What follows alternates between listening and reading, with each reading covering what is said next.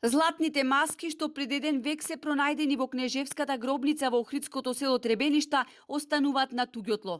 Државата наместо да притиска и да си го бара она што и припаѓа, прави компромис и се задоволува со изложување на 4 маски откриени во Дебрца на заедничка изложба која организираат Македонија, Србија и Бугарија.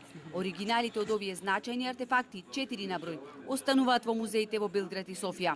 Секогаш и секоја држава треба да си ги бара своите, да речам, културни археолошки наследи. Тоа значи важи за секоја држава во светот. Знаете како каменот тежи на местото. Значи, овие златни маски, ја би рекол, ниво Скопје можеби. Тука тежат, во Дебрца. Државата не си го бара своето културно наследство, иако според Конвенцијата на УНЕСКО по пат на билатерални договори може да ги побара своите културни добра. Експертите сметаат дека само со добра волја и вклучување на дипломатијата, некои од експонатите, посебно златните маски, што се наоѓаат во Србија и Бугарија, може да се издействува да ни се вратат.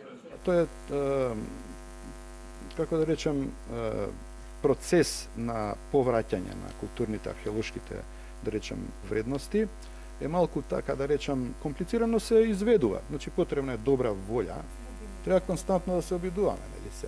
Ама, како да речем, со добро.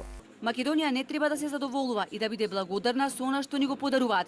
Во 2012 година Србија на Македонија и подари музејска копија од нашата златна маска. Изработката на копиите на златните маски што ги плаќа Македонија не се воопшто ефтини.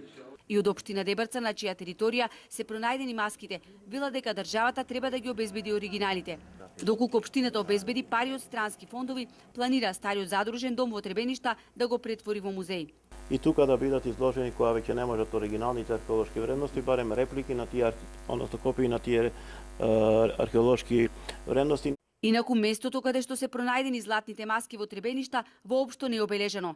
Државата не смогна сили, барем да ја среди патната инфраструктура и годинава кога се навршуваат 100 години од откривањето на златните маски, локалитетот да биде достапен за јавноста и бројните туристи кои се интересираат за историјата на Македонија.